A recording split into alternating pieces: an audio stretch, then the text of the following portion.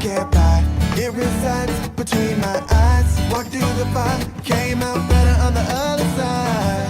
See, life's like a beach if you find the sand. And right now, I feel like 100 grand. You are listening to Inspired Insider with your host, Dr. Jeremy Wise. Dr. Jeremy Weiss, founder of InspiredInsider.com, where I talk with inspirational entrepreneurs and leaders. And, you know, Uri, I like to point people to other episodes, right? So Moise Navone of Mobileye talks about the Mobileye's journey, which I'm sure you know, being acquired by Intel for $13.2 billion. But what struck me with the story was not that, which is amazing, but that at one point he just had to sacrifice, and he had to take a pay cut, and he had to go back to his family and his kids and tell them, we're pulling you out of all extracurriculars and no more eating out, because the up and down of this journey, right? Even in the Mobileye journey. And he talks about the Mobileye journey is kind of like the people of Israel journey, which we're going to talk about before I introduce Uri in a second, who has got the book, The Unstoppable Startup, which I'll properly introduce. There's also another one you should check out by my friend Sweet Process, Robert Sutton. Robert Sutton is a professor of management, science, engineering, co-founder of the Stanford Technology Ventures Program and Institute of Design. Check that out on Sweet Process. It'll be on Inspired Insider too. And I'm excited to talk about the unstoppable startup. Any startup, any business, you know, or he wants to be unstoppable and have the pieces. And we'll say, I don't know the recipe, but sort of the recipe, and I'll introduce that in a second. Before I do, this episode is brought to you by Rise 25. Rise 25 is the business which I co-founded with John Corcoran, and we help businesses give to and connect to their Dream 100 partnerships and clients. And what we do is we help you run your podcast. And it's the number one thing, Uri, for me is in life is relationships. And I'm always looking on how do I give to my best relationships. And a podcast has allowed me to profile other people's thought leadership and their companies and give to them as much as I can. So if you're interested in starting a podcast, go to rise25.com, check it out. There's a couple of videos of myself and my business partner bantering like an old married couple, and check it out. And, you know, Uri, before we got started, you said, you know, on my About page of Inspired Insider is actually a video of my grandfather who inspired me to podcast. And he's a Holocaust survivor, and his legacy lives on because of an interview that was done by the Holocaust Foundation. So, yes, I think it's been the best thing for my life to do a podcast. But really, I think we're helping each other leave a legacy beyond ourselves with this content. So check it out, rise25.com. And I want to introduce today's guest. Uri Adoni is author of The Unstoppable Startup. And after spending 20 years in high tech and over 12 years of partner at Jerusalem Venture Partners, Media Labs, he decided to write the book. The book is called The Unstoppable Startup, Mastering Israel's Secret Rules of Chutzpah. And he wanted to share the secrets to Israel's incredible track record of success. And just to give you an idea of Jerusalem Venture Partners, that over 12 IPOs, over 30 M&As, and exit value of over $20 billion. And he actually goes behind the scenes in this book to explain the principles and practices that can make any startup anywhere in the world an unstoppable one. And so if you know the stats, more than half of startups fail. So how do you limit that? How do you get over that? And if you study Israel, Israel stands out because even though it's a really small country, population of only 9 million, Israel has one of the highest concentrations of startups in the world, and venture capital per capita is one of the top countries in terms of the number of companies listed on NASDAQ and many more. So, Uri, thanks for joining me. Thank you for having me.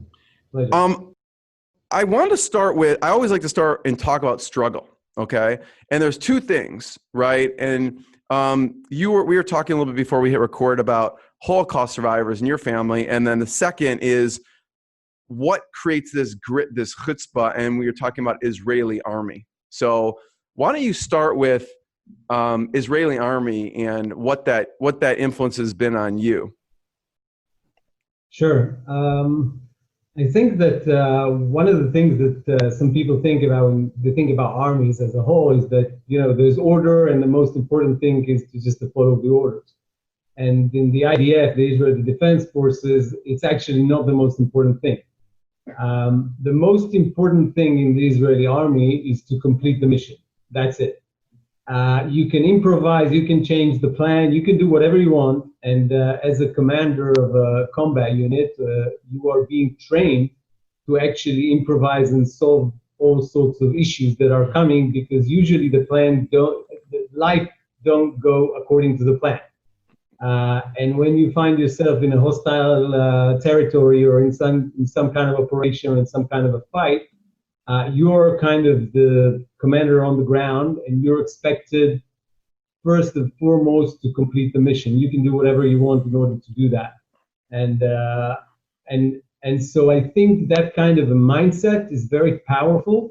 And when almost all Israelis are going through the army, and so you get this kind of mindset in a very early age, like when you're 18, 19. And when you take this kind of mindset into, the business side, and especially for startups, which is always kind of some kind of a struggle, some kind of a high competition. Obviously, it's not a war, but it's a tense situation. This kind of mission completion mindset is very, very powerful, and I think that's one of the things that also behind the success of the Israeli startup nation, so to speak. What sticks out to you, an Israeli army story that sticks out to you, either from someone's told you or your personal experience? I think that mainly I would say, without going into too many details, but when you're in a hostile territory outside of Israel, and you're on a mission, and you get all sorts of unplanned situations, and it could be various manners. You can wait for a helicopter to pick you up, and you cannot land because of weather, and that wasn't as anticipated, or one of the soldiers is wounded, or one way that you thought to go through is blocked, and you didn't realize it through the maps, or whatever. It's a kind of a tense situation, and maybe I would say to the extreme when you're under fire, which is very frightening. And anybody who will tell you is not frightened, I would find it hard to believe. But even though you are in these situations, you learn how to operate, how to kind of push this fear aside, to control it, and make sure you're kind of making the right decisions. And obviously lives are depends on that, and you want to make sure that the soldiers, and the soldiers are actually counting you. Nobody will charge into fire just because you have some ranks on your shoulders. They will run after you because they believe that you are making the right decisions. So I think that making decisions under pressure, and it could be physical pressure, it could be mental pressure, it could be both. I think probably that's kind of the main takeaway that I would take from these situations. And when you take, when you're relatively young, you're in the early 20s, when you're in these situations, it actually gives, I think, a good experience, and the good kind of proportions to things. And so that's the main takeaway. What, you are, with Jerusalem Venture Partners, what made you decide to write this book? You have all these startups coming to you, they're kind of like, okay, like I would love to have you invest in our company. And what made you decide, oh, I need to write this book? Well, I think that, the ratio of investment per deal flow is very low. So usually it's around 1 to 100. So you see 100 companies and you invest in one. That's more or less the statistics. And in a way, when you're in venture capital, so you have to say no in many cases. And one of the things that kind of it's kind of a, I would say a strategy, so to speak. I think that anybody who meets you, you need to give them something back, not only to hear. And even if you say no in terms of investment, you need to either, make a good connection, give them some advice, maybe have an alternative strategic direction to what they're doing, if you have anything to give. But you should give them something, because in many cases you have the experience for that. And in a way, the book is some kind of way to kind of share the knowledge and the experience with other entrepreneurs. So, the statistics that you mentioned earlier earlier on about, that most startups fail will be, for a startup will be not as crucial or not as cruel, I would say. So in a way, to increase the chances to the startup. And I think that there are things that when you maybe follow them or getting into the right mindset can help you to increase the chances of your startup of being on the winning end rather on the losing end. Yeah. I mean, I know writing a book and going through that process is a serious undertaking, and you're already busy as it is. I want to talk about some of your favorite stories from the book. One that sticks out to me in the book is the story of Cyactive. You want to talk a little bit about that? Sure. I think it's one of the things I did in the book. I didn't just take the big names and the famous companies, but actually wanted to show that companies that maybe some of the audience never heard of had a great story behind it and a great way of explaining what Chutzpah is, because it's hard to the best way to kind of describe Chutzpah is to show, don't tell about it. So the story of Cyactive is interesting, because what they did was, without going into too much technology, but when you talk about antiviruses, the way the world works is that you have a few existing viruses that most hackers actually take and change something within the virus, and then they create a new virus. So if you have an antivirus that blocked one virus, it wouldn't block the mutation of the virus. So they don't have to write the whole virus from scratch.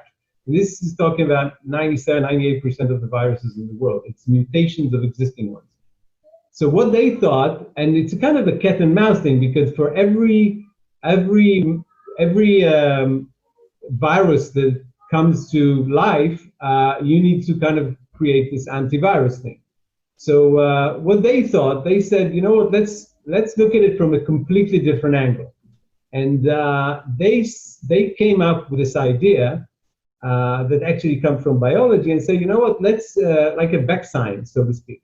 Let's take a virus, create an algorithm that will create automatically tens of thousands of potential mutations of this virus, and then we can create a block that actually blocks all the mutations before they even ever existed. So they kind of turned this pyramid on the head in a way, because now the hackers would find it much hard to change a virus because it already has this vaccine, so to speak, or this the ultimate antivirus.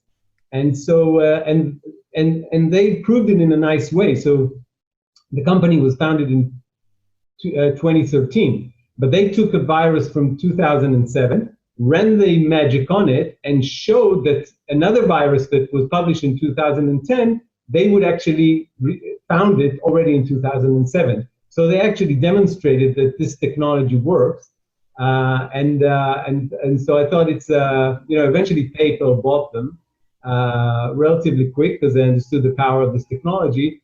But the idea of challenging the reality as it is, or the reality of antiviruses, and kind of thinking completely in a different manner, I thought it's a great kind of great example of what Chutzpah is, because it really demonstrates the mindset that you have in order to kind of challenge the status quo and say, you know what, I have the chutzpah or the audacity, or I'm bold enough to challenge it and come up with a different solution. And I think, the core of chutzpah, I would say, is this mindset. And I thought that's a great example of showing what it is. How do you describe chutzpah to someone who has no idea what that is? And it's the funny thing is when I find myself explaining it to someone, I use the same word to describe it, which does not work. Chutzpah, it's like you have chutzpah. So I think chutzpah in a way, I think, to be very honest, it has a negative side and a positive side. So when you say in Israel, this guy has chutzpah, it can be, he's very rude and he's arrogant, and this is not what I'm talking about. Or he or she, they have the nerve, they have the balls, they have the audacity to go and, address something that, or challenge something that looks like unaddressable. And I'm obviously referring to the latter.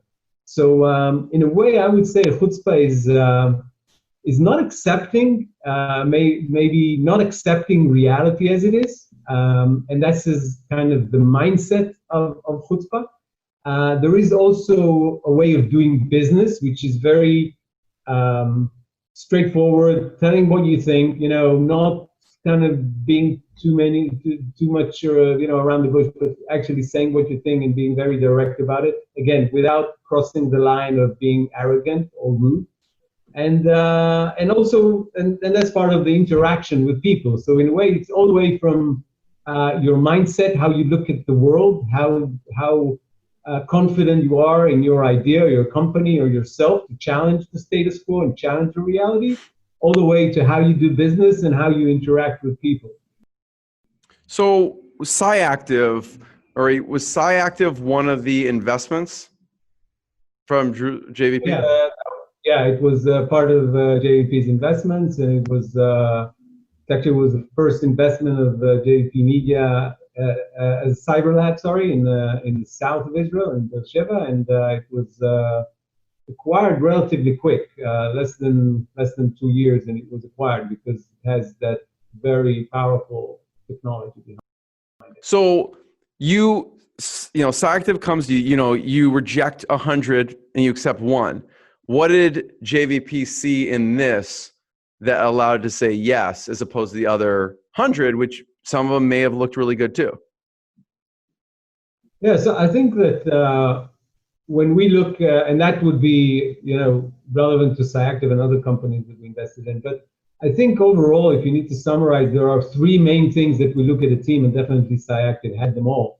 The first one is the team. And when you look at the team, you look for not only very strong technological background, which is important, but you look for, kind of a combination between technology, business. So you want to have a few disciplines within the team. But I think the main thing that we're looking at on top of the experience is the passion behind the team and the passion that drives the team. And you wouldn't like an entrepreneur to be passionate about the exit or about making money. I mean, that's fine. I mean, if there is an exit eventually, it's good, and obviously that's our business model. But you want the entrepreneur to have a passion to change the space that they're operating in. You want them to really be passionate about changing the status quo or the reality, as I mentioned. So passion is very important. And by the way, passion is very hard to measure. To fake. Oh, to also fake. To measure, by the way. So, when you see, when it's there or when it's not there. But it's also hard to measure. So it's a very intuitive thing, which is a good point you made. I think that it's not an Excel sheet. It's something that you feel. It's like, one of these American Idol things that you feel that somebody's a good singer. You don't know why, but you feel they're good. So it's a very similar thing that we're looking at in a team. The second thing we're looking at is the market they're operating in. And the market should be, a growing market, but not too saturated in terms of other companies. The company has to have the potential to become a category leader. And for that, it usually needs to have some kind of a concept that would disrupt the market. Because if it's already existed, maybe there's other leaders to the category. So a growing market and potential kind of new maybe subcategory to a market, or even a new category of a market. It's important kind of thing. And the third thing we're looking at is the product itself, mainly the technology, but not only. So we want to have some kind of a competitive advantage. If there is some deep technology, it's definitely a plus. But it can be on the business model, it can be in the distribution channels, it can be on the partnerships they have. So anything that you have within the product that actually makes it better than the existing solutions in the market is very important for us. What would you say, what are some Israeli companies that maybe people don't know came out of Israel, but they're actually really well known? Like Waze would be one I think of off the top of my head. Yeah, so Waze is, I think Waze is a great example because a lot of people, when I tell them Waze is actually an Israeli company, they said, oh, really? I didn't realize that. Well, it's not anymore. It was bought by Google for over $1 billion, but it was originated and founded in Israel. I think again, it's a great story of and a couple of entrepreneurs, and one of them, Uri Adoni, which I interview in the book as well, is a great entrepreneur. And one of the things that is interesting about the story is that when they kind of came to that, a lot of people, most people that they've met, said to them, it wouldn't hold on. There's so many GPSs, there's Google Maps. How on earth do you think like a small startup in Israel would win such a big category as the navigation category and the GPS? And they said, because there is an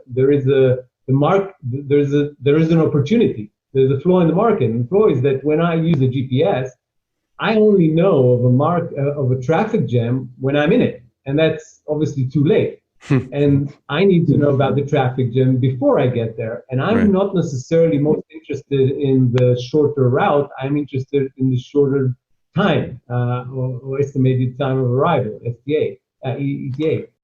It goes back into the Israeli army, complete the mission, Exactly. Yeah. Like, who cares how I get there? Exactly. I need to get there. I don't care how. Exactly. So, and they believe that sharing content and sharing your location would actually enable them to create this unique map that will give this competitive advantage that nobody has of the traffic jams in your city and not just the routes. And again, their hypothesis was, we will create something better than Google, Waze, and the other GPS out there. Many people were skeptical. I would say in brackets, if you have a revolutionary idea, you will get a lot of skeptical people saying, it wouldn't work. And if everybody thinks it's a good idea, maybe it's not that revolutionary. So they had their struggle. It wasn't a smooth ride, like any startup. It's a roller coaster. But they have proved that people actually willing to share their location and have this kind of common created map in real time that enables you to arrive in a shorter time to your destination. And even though, the exit story is great, but I think the journey that they had of creating the map, of testing their technology, of understanding, one of the interesting things that Uri said, don't interview the people who stays and like your technology or your product. Interview the one who actually deserted it or didn't like it, because they're going to give you some feedback why they didn't stay with the product, and you can learn quite a lot from that. So even though it's good to hear your clients and it's an important thing to listen to your clients, it's sometimes even more beneficial to hear to your ex-clients because they would give you some data points or insights that the existing clients wouldn't necessarily have. Yeah, that's a great point. If you really want to improve, interview the people who abandoned it and didn't like it. Exactly. What's another company from Israel that is known that most people don't know is an Israeli company? I think, I don't know, it's well known in the cybersecurity. It's called CyberArk. It's a company that it went public on NASDAQ a few years back. And I think the interesting thing about CyberArk is that they're probably the first company that came and said that there is also enemies from within and not only from the outside. So, you know, when Check Point came out with their firewall, which, by the way, it's a great metaphor. And I think that, again, in brackets, I would say, if you're a startup, if you have a great metaphor, it really helps. So they had this idea of a firewall, which actually kind of visualizes what they do. They kind of blocks enemies from outside. And what CyberArk did is actually said, you know what? If somebody has, enemies don't necessarily have to penetrate from outside. They can come from within the company. And they were the first one that actually kind of protected the organization from people within the organization that have access to data. One of the interesting timings is just before their IPO on NASDAQ in 2014, there was the whole Snowden incident. And actually, they had some kind of a PR of what happens that somebody who's not or is not authorized actually have access to data and information that they shouldn't have. And this is exactly what they're doing. So in a way, they kind of disrupted the market in a different manner, saying, you know, enemies can be from within.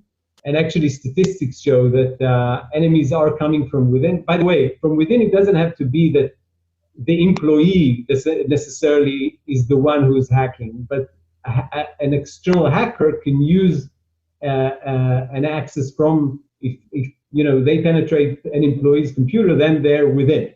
So one of the things that they kind of came with this concept that proved to be very, very powerful one.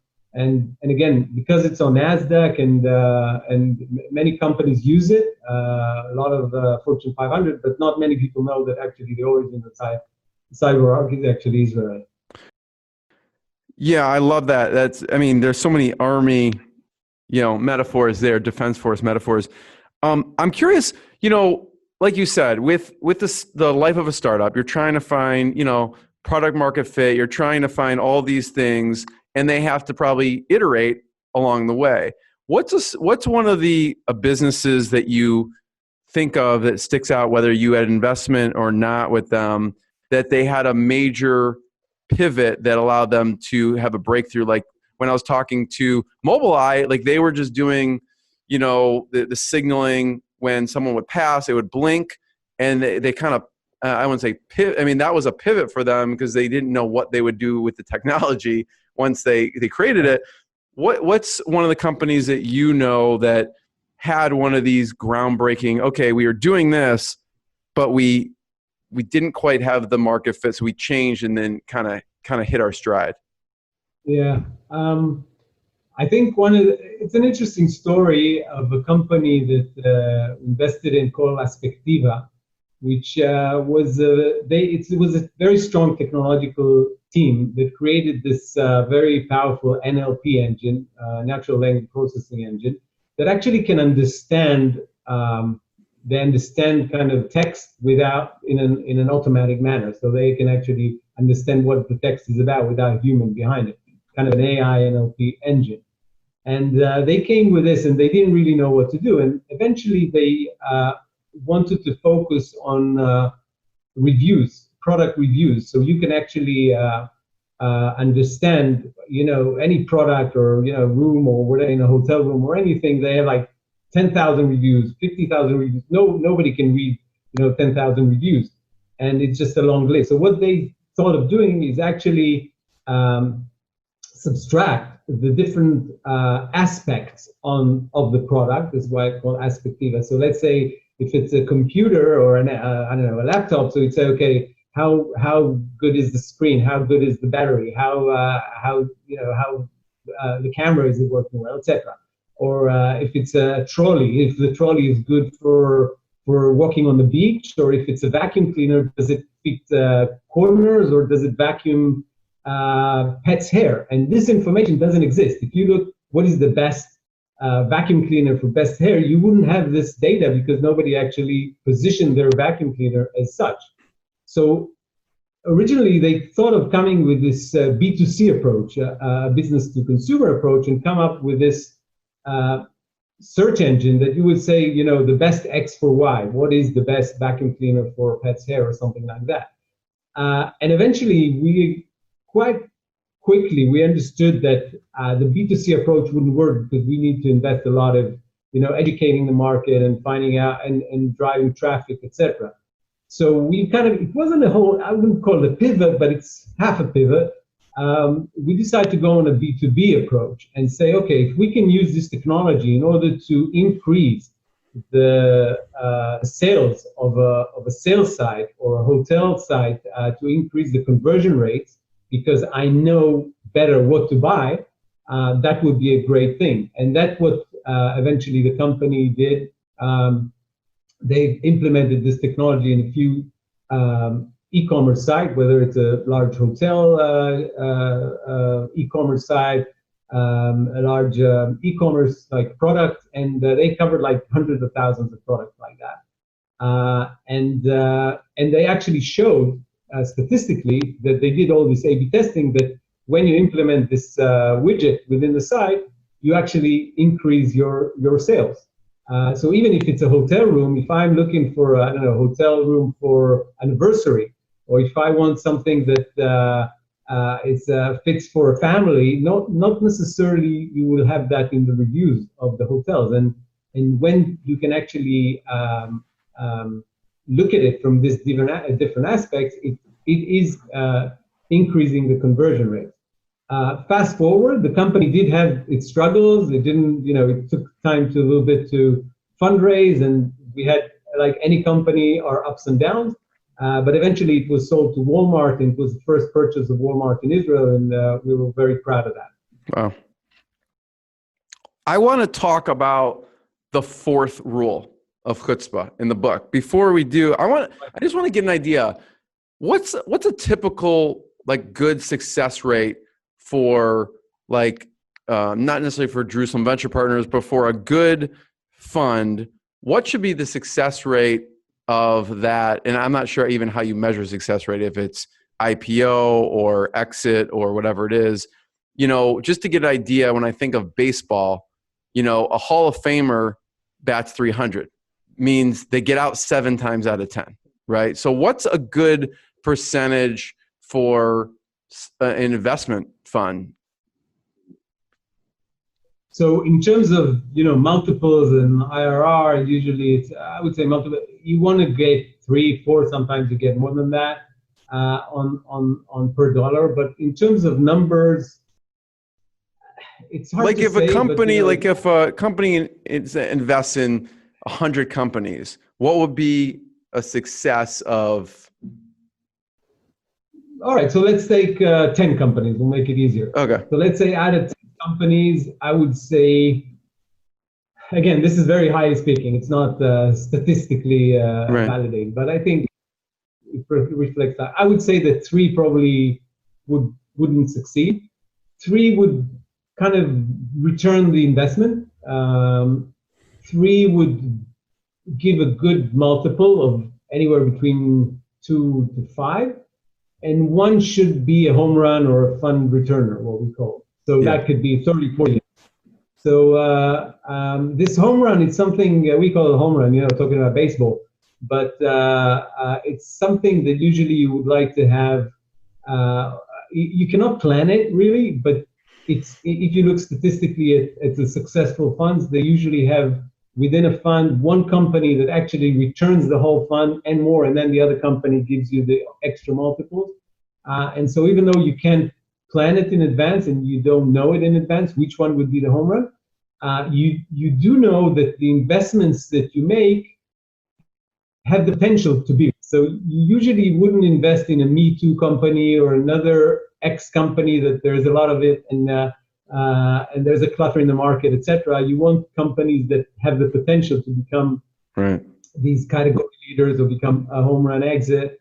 And so if you plan it correctly, I think more or less that would be a good Yeah. return. Again, per 10, you can invest in 20, 30 but I mean, statistically, I would say more or less that would be enough. All of those have the potential to, from the viewpoint of obviously the fund, or they wouldn't invest it, to be a home run. You know, I just want to get that sense, because out of those 10, you know, there were 1,000 that the company didn't invest in, right? Because for every 100 you invest in one. So there's a lot of companies and pitches you have to go through to find those 10 in itself, you know?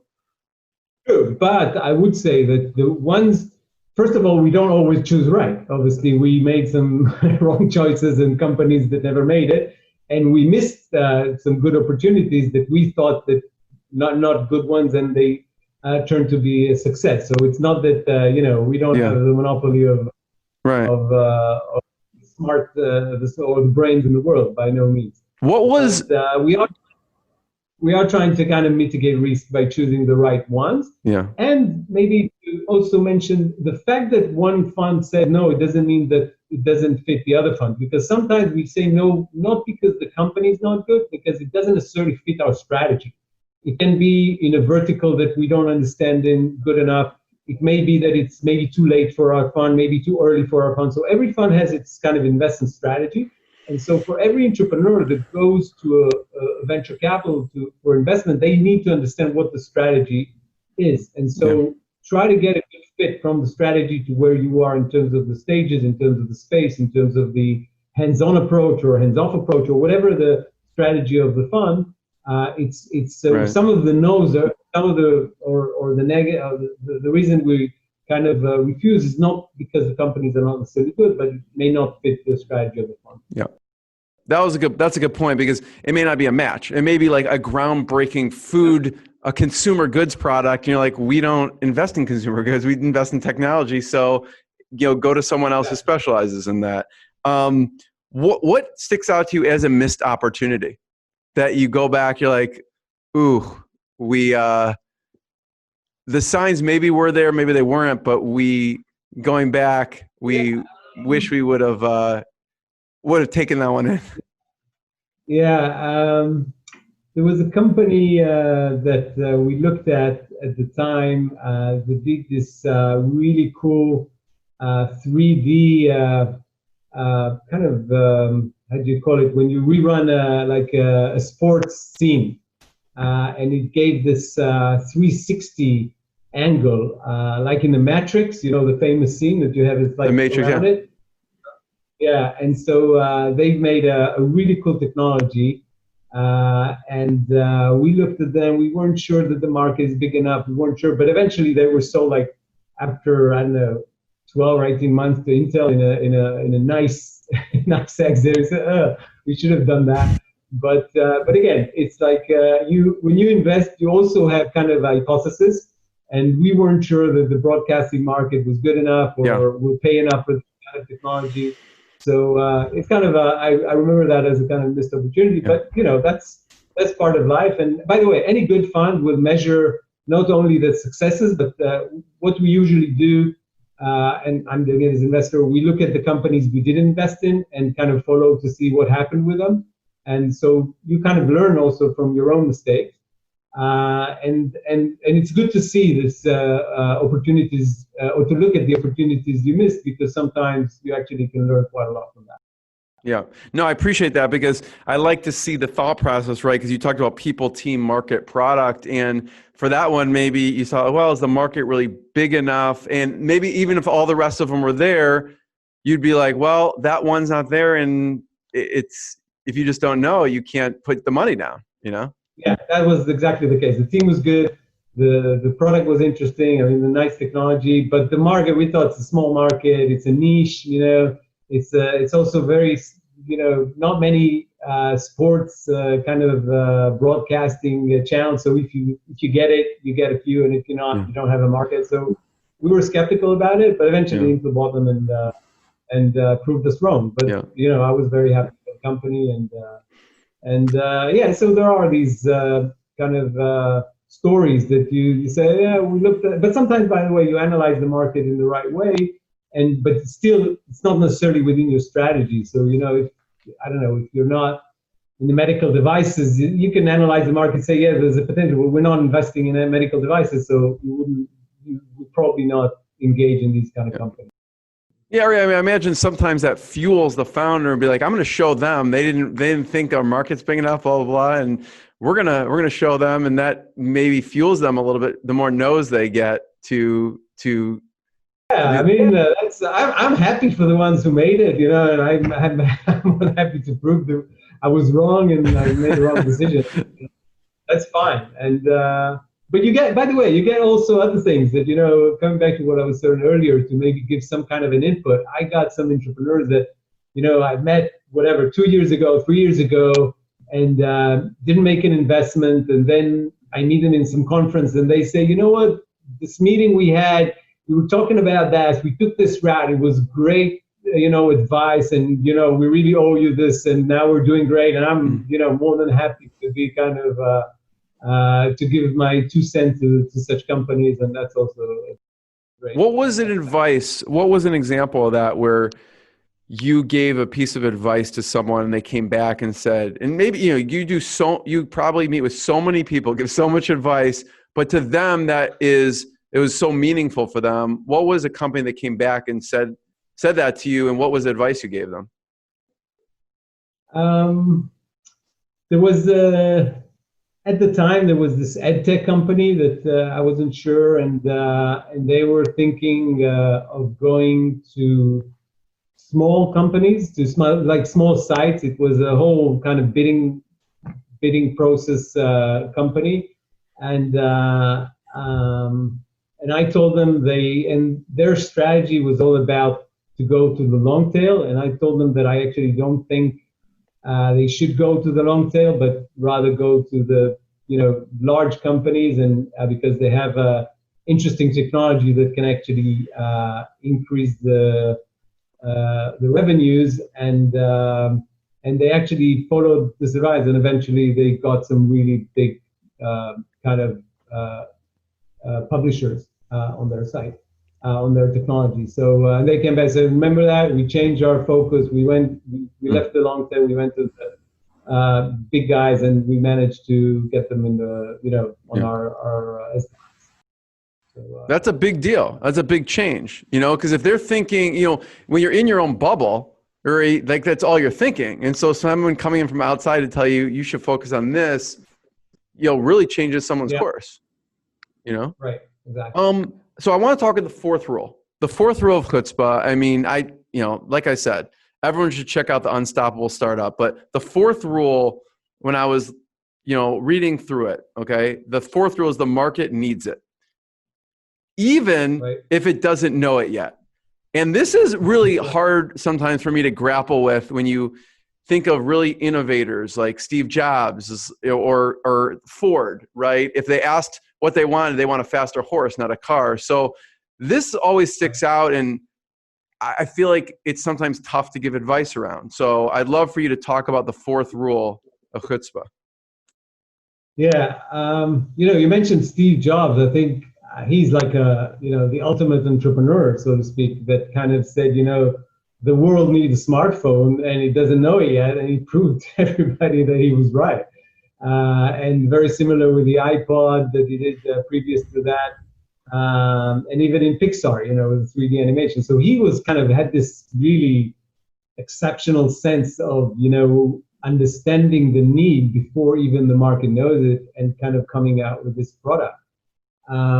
But I think that, you know, one of the examples I give in the book is a company called PixScout that eventually was sold to Getty Images. But they came with this concept that said, you know, people should be, I mean, there's a lot of...